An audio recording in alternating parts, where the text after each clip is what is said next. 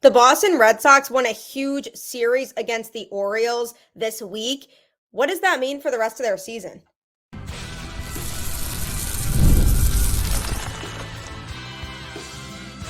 You are Locked On Red Sox, your daily Boston Red Sox podcast.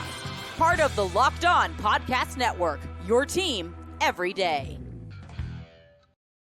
Hello and welcome to Locked On Red Sox, your daily Boston Red Sox podcast, part of the Locked On Podcast Network, your team every day. I'm your host, Gabby Hurlbut, former ESPN social media associate and current host of the Boston Balling podcast as well. And I am here to bring you the latest in all things Boston Red Sox, Monday through Friday, straight to your favorite podcast feed. And the best part is it is all completely free. So you might as well check it out because Locked On is your team every day. This episode is brought to you by PrizePicks. Go to prizepicks.com/LockedOnMLB and use LockedOnMLB all lowercase to win $50 instantly when you play $5.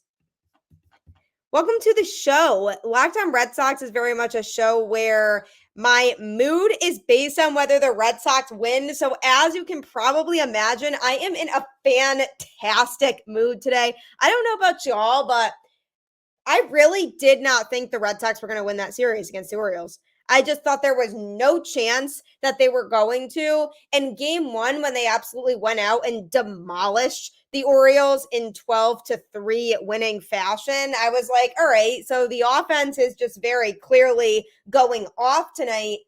But I feared that that was going to be the only game in the series that they won. I thought they were going to utilize all of their resources and just crush baseballs and use all their offense in that game, and that they were going to completely run out for the next two games after that. So I thought we would see two games in a row where the Red Sox bats were completely cold. But I was wrong. I mean, what a game last night, and how fitting that of all people, the guy who walked it off for the Red Sox last night is the same guy I talked about on the show yesterday and what his future looks like with the Boston Red Sox. I still, by the way, don't think it makes sense for them to re-sign him just with all of the outfield depth that they do have and the young guys that are going to be making an impact. But what a moment for Tyler O'Neill. And I mean, what a series he had, crushing 2 home runs in the game on Monday night.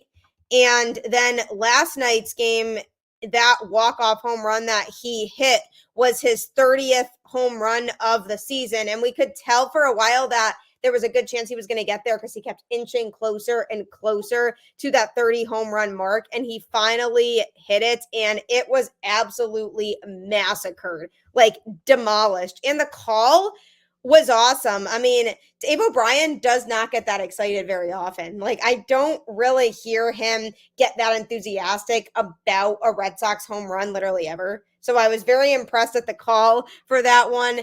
And the other thing that made it so impressive was that he joined a pretty elite group in terms of most home runs in his first 101 games with the Red Sox. Leading the charge are both JD Martinez and Manny Ramirez with 32 home runs each in their first 101 games with the Red Sox.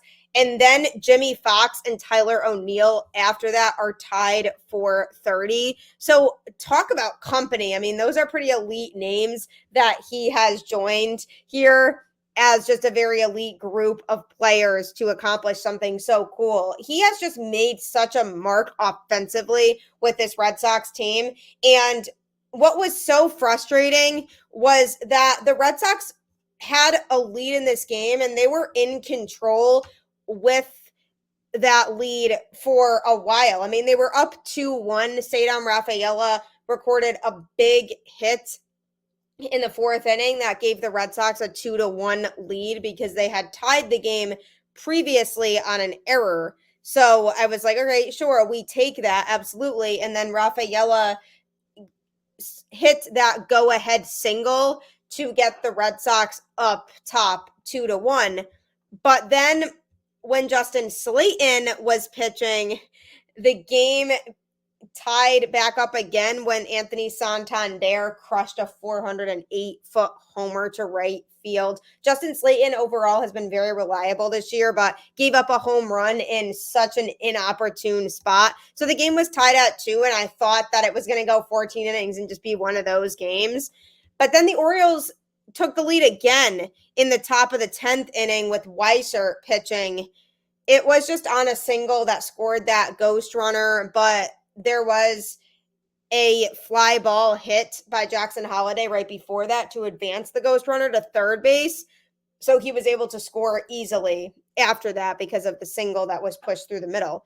So then they went up 3-2, and I was like, ugh, the Red Sox are going to end up falling short once again like they did last night. But then O'Neill came up big in the bottom of the 10th inning after Devers struck out swinging at the beginning of the inning, which was a terrible at-bat. But then Romy Gonzalez hit and ended up being safe at first on a fielding error by Jackson Holliday. He bobbled the ball, and Duran went to third, and Romy Gonzalez was safe at first. And then O'Neill did his thing, and the Red Sox won 5-3. But it was a sight to see for sure, and it made it even better because their loss the night before was really frustrating, and they were down 5-1 late and almost came back in the bottom of the 8th inning in that game. So I thought the Red Sox had a shot to come back and win that one, because when they scored those 2 runs in the bottom of the 8th, I was like, all right, they're back in it now. So now we feel like we can rally and score these next 2 runs to try to grab the series win now before tomorrow even hits. That didn't happen. The Red Sox came up short. Carter Crawford pitched well, though. 6 1/3 innings, giving up 7 hits and 3 earned runs. He did give up 2 homers in his outing to Cedric Mullins, both of them. But he looked good overall. If it weren't for Mullins, he would have had almost a perfect outing in his time that he was out there. So it was just a frustrating way for the game to end. Bernardino gave up a couple runs too. I'm going to be talking about him a little bit later on the show. But then the Red Sox more than made up for it by winning the series on Wednesday night in walk-off fashion. And talk about Nick Pivetta. I mean, 6 innings, 4 hits, 1 earned run, and 9 strikeouts. He was masterful. The only run he gave up was on a home run, which unfortunately he gave up to the Orioles 9-hitter, and it was only his 3rd home run of the season. But overall, Pivetta looked great, and then Chris Martin came in, put zeros across the board. Same with Kenley Jansen and Greg Weiser. So overall, it was a very solid performance by the Red Sox in general. They still have some defensive incompetencies that they have to work out, getting a better feel for who they're dealing with in terms of the speed of the base runner they're dealing with, because I feel like in certain situations, sometimes they try to make plays that are more meant for somebody who's rounding the bases and is a bit slower, but they have to think about when they're dealing with somebody who's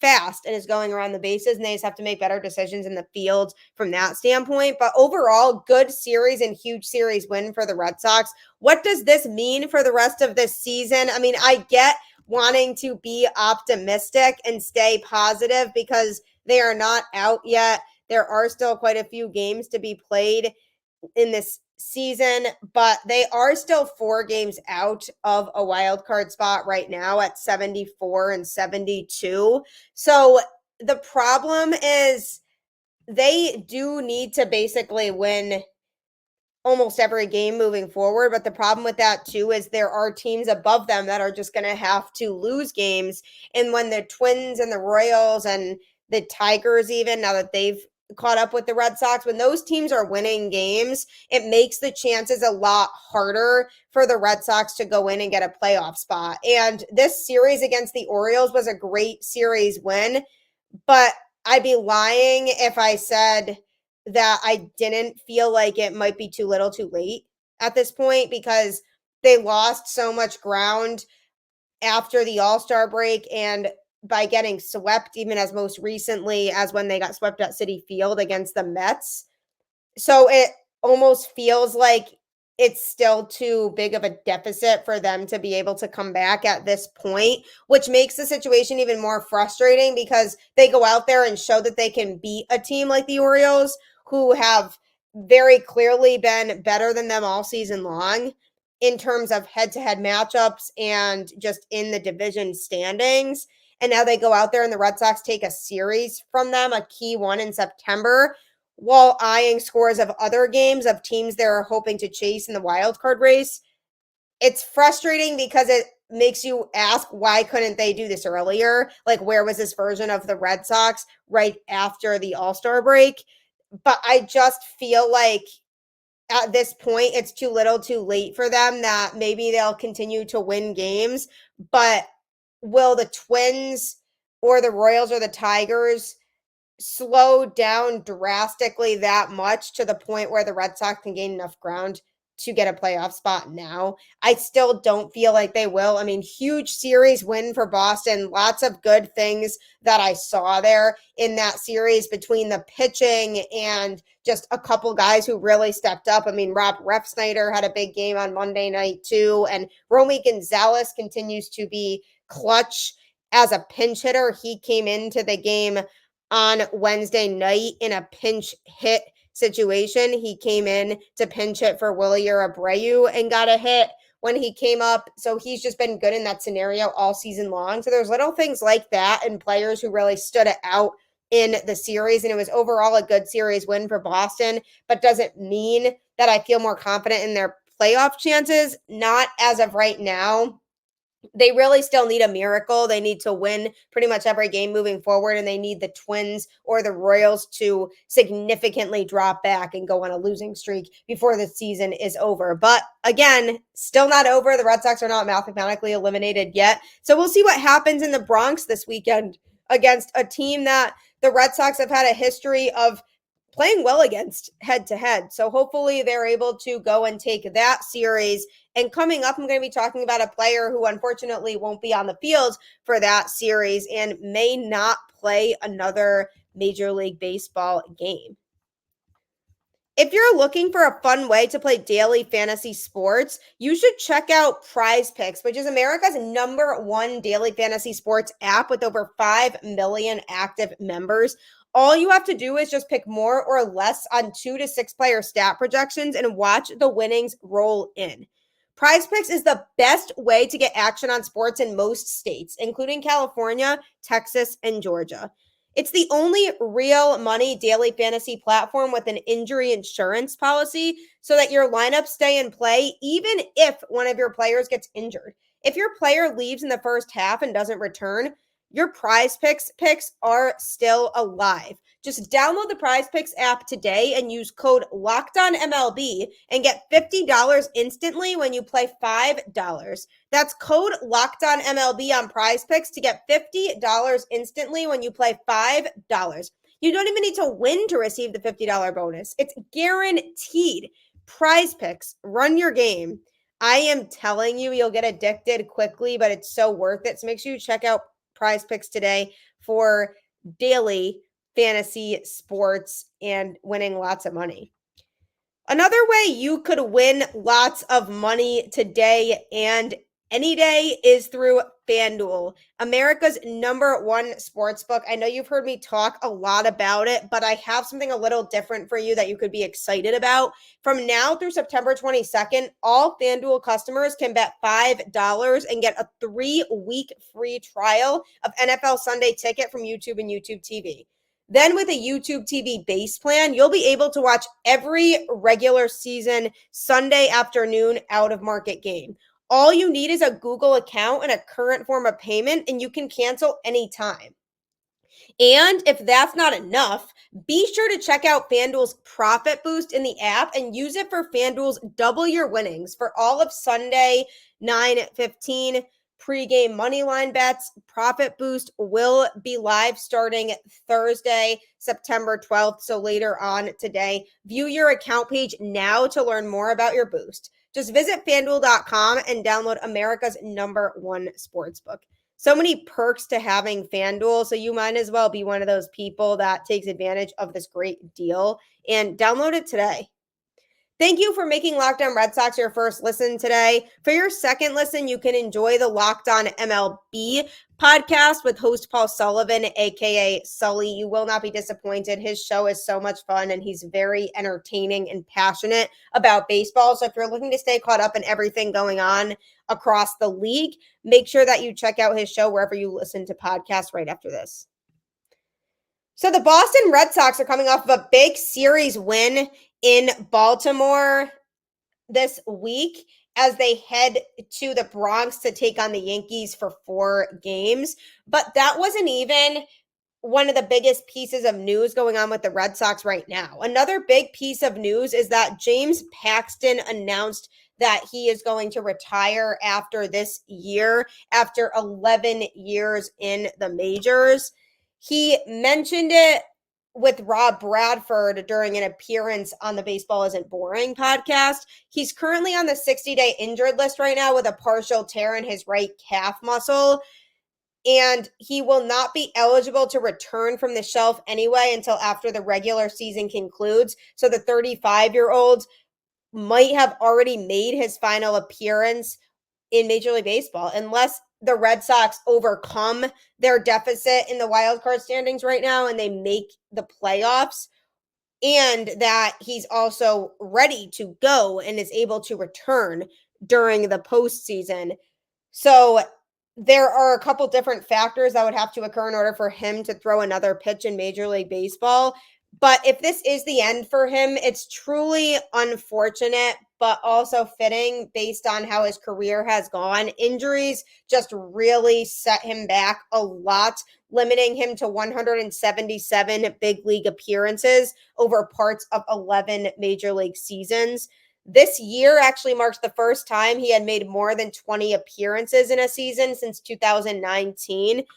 He was almost always effective when healthy, compiling a 1.10 ERA plus and 13.8 wins above replacement. Just a reminder that wins above replacement basically means how many more wins is your team getting when you're out there as opposed to a replacement player that they were to put in your position. So essentially that means that Paxton was getting his team 13.8 if you want to round that up to about 14 wins more a season with him out there than with a replacement player. And that's significant. And when Paxton was on, he was on.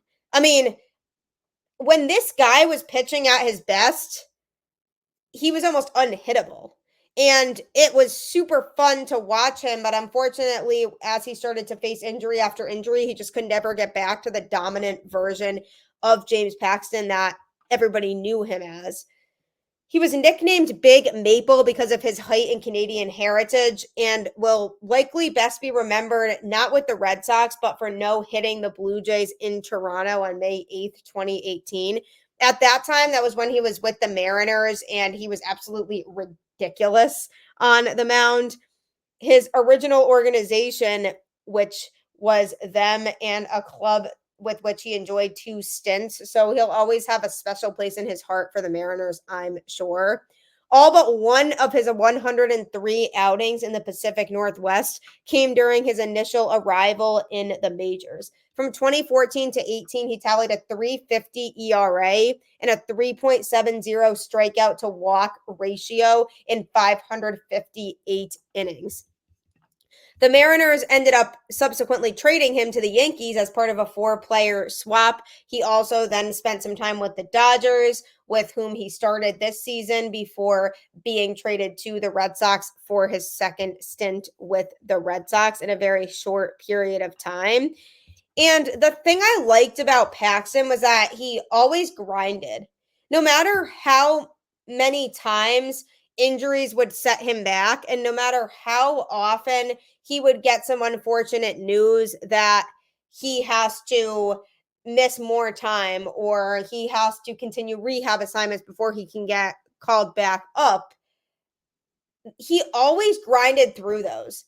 Even if it was disappointing to him and that wasn't the news that he wanted to hear, he always continued to give 100%, no matter what level he was at, where he was pitching, or what the circumstance was. And that was something I really liked about him, as well as his on on-field leadership and tenacity. I mean, he showed a lot of toughness when he was out there on the mound, and that was something I really liked about him. He was always focused on the task at hand and always knew when he had to buckle it down and get the job done. And he always carried himself with such poise when he was out there.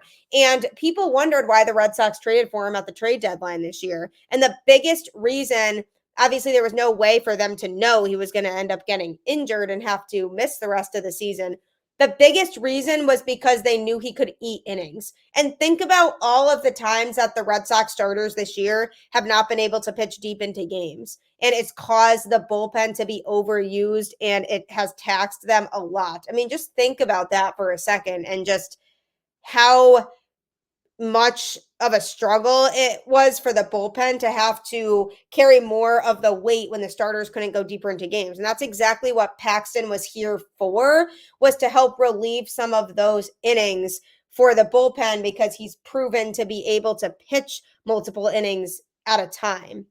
So the Red Sox traded for him primarily for that reason, and to have another reliable arm that they could put into their rotation. And nobody was asking for James Paxton to go out there and be the ace of the team. We knew that he wasn't going to be that caliber of a starter, but we knew by having him out there that he could at least be relied on to generally pick the Red Sox up when they need it and be somebody who you could get 6 innings out of on a regular basis, because he's used to throwing that many innings throughout his career. So there was definitely an important role for him here on this team this year. It's really too bad that he was unable to stay healthy.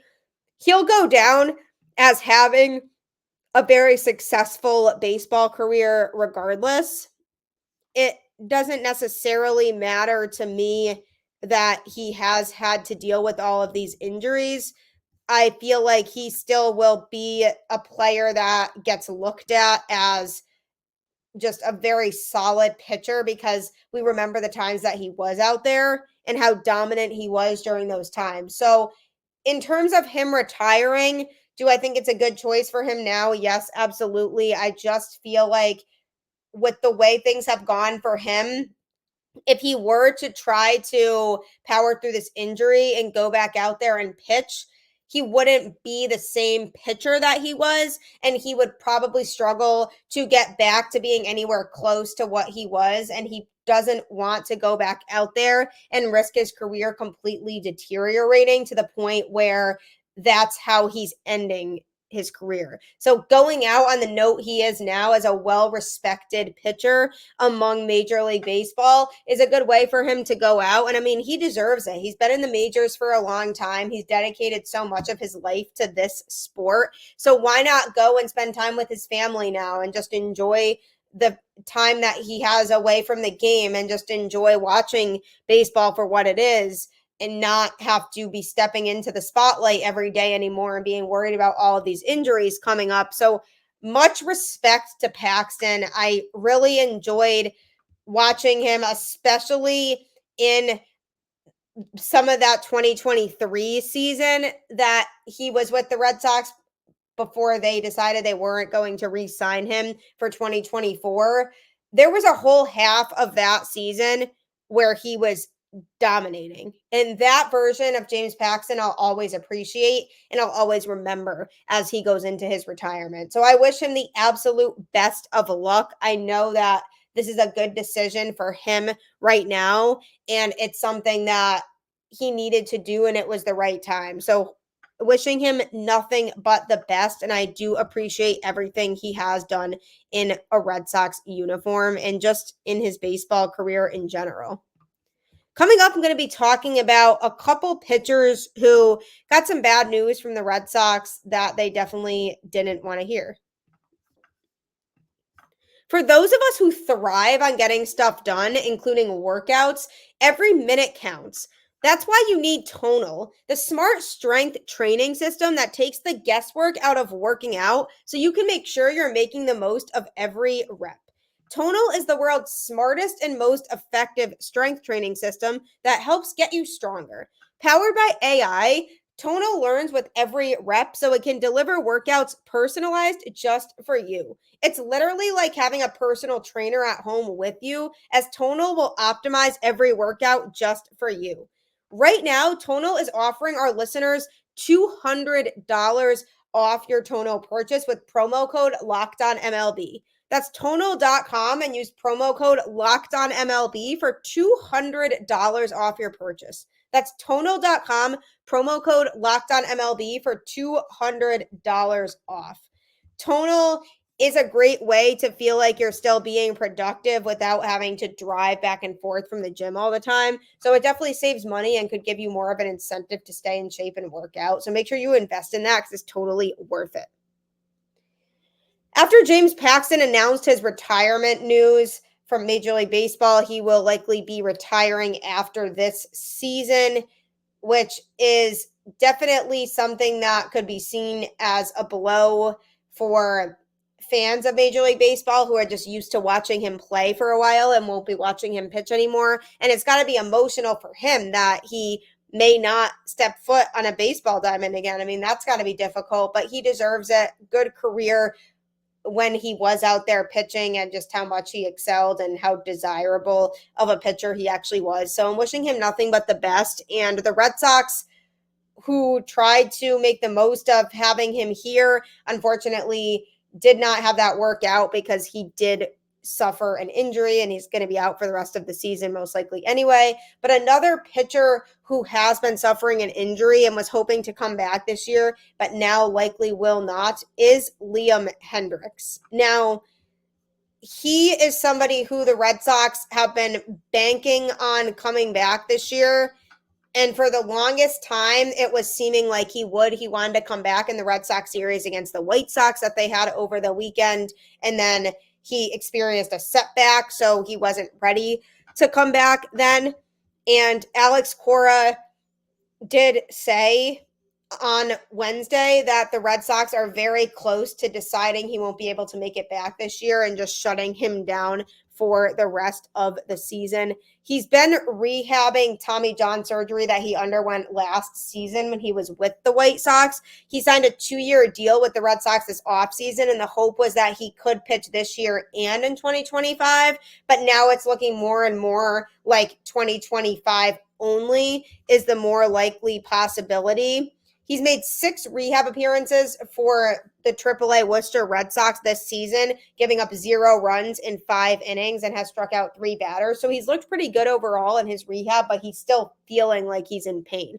3-time All-Star, 35 years old, 13-year big league veteran, and he has played for the Twins, Royals, Blue Jays, A's, and White Sox. He absolutely excelled with the White Sox when healthy from 2021 to 2022, leading the league in saves in 2021 with 38. And he also helped that team get to the playoffs that year, which is really hard to believe considering how bad they are now. He's just one of many members of that playoff team to no longer be with the organization.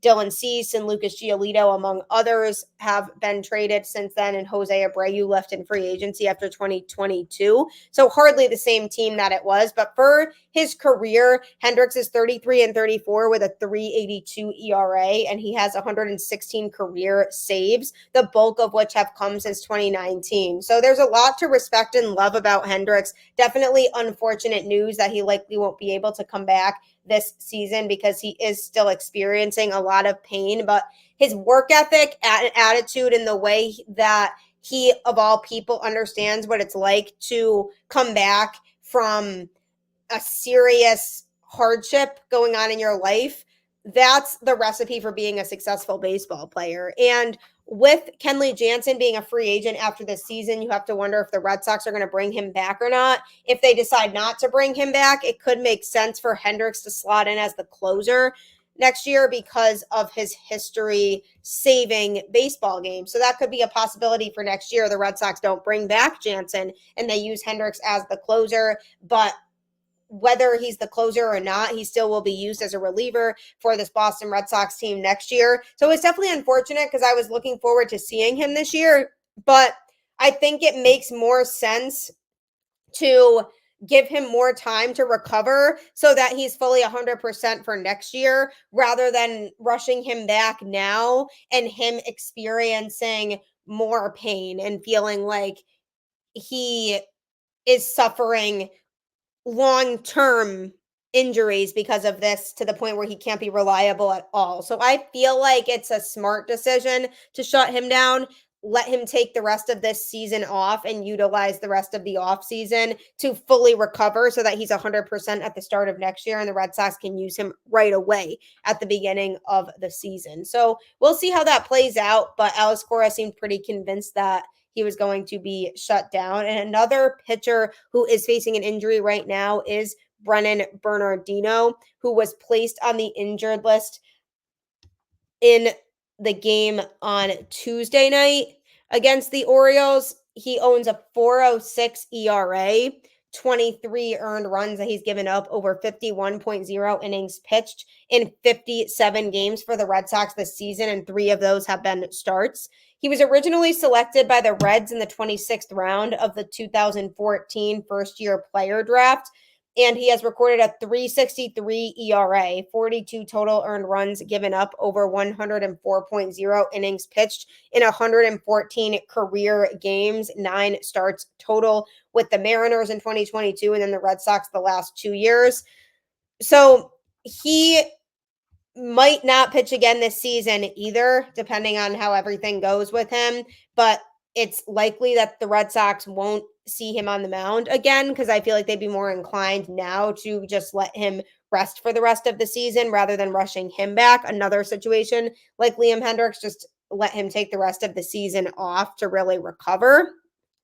He was experiencing left elbow soreness, and Alex Cora told reporters that he has been feeling something in his elbow area and that the issue is bone related, not ligament related. He underwent an MRI earlier in the day, and the Red Sox decided to shut him down for the time being because there is some stuff there. Nothing that is alarming, Alex Cora said, but it doesn't make sense to push. So they're remaining on the conservative side and not allowing him to pitch, at least for right now, so that he can get to the bottom of this, which makes sense. And he, over the last 2 seasons, had generally been the Red Sox most reliable left-handed reliever. And this year, he's posted a 4.06 ERA over 57 appearances. But that ERA has been primarily due to his second half, because he's absolutely taken a giant step back in terms of his production. After recording a 1.69 ERA over his first 33 games prior to the All-Star break, he's posted an 8.05 ERA over his last 24 outings. So he has not been reliable enough as of late, and he has really gone downhill. And I wonder if this issue that he's dealing with injury-wise has been a factor in that. It makes you wonder, but he has been on the IL now, likely won't pitch for the rest of the season. I think the Red Sox are going to aim to stay conservative there. And in a corresponding move, they reinstated left-handed pitcher Cam Boozer from the 15-day IL. He was placed on the IL on August 14th with left elbow inflammation. He owns a 3.00 ERA. That's 14 earned runs given up over 42.0 innings pitched, with 42 strikeouts in 41 games with the Red Sox this season, which was when he made his major league debut. He signed with the Red Sox as a minor league free agent in February of 2023. And he pitched in 2 rehab games, one with Worcester and one with AA Portland, tossing 1.0 scoreless innings in each of them. So he looked good in his rehab. The Red Sox feel like he's ready to come back and contribute, and they feel like he doesn't have a nagging injury anymore. So he's somebody who we'll expect to see out of this bullpen in the last few weeks of the season. But I'm wishing the best to Bernardino too, because he definitely has gone downhill a lot in this second half of the season. And you do have to wonder if having that injury has been a factor in that. And that's part of why he hasn't pitched as well. So hoping for the best there. And I'm hoping for the best for the Red Sox as they navigate through the rest of their regular season slate here and try to squeeze back into one of those playoff spots. So Check out Locked On MLB after this for all of your latest baseball news and storylines with Sully. You can get that wherever you get your podcasts. And as I always say, keep the faith, go Red Sox, and I will catch you on the flip side.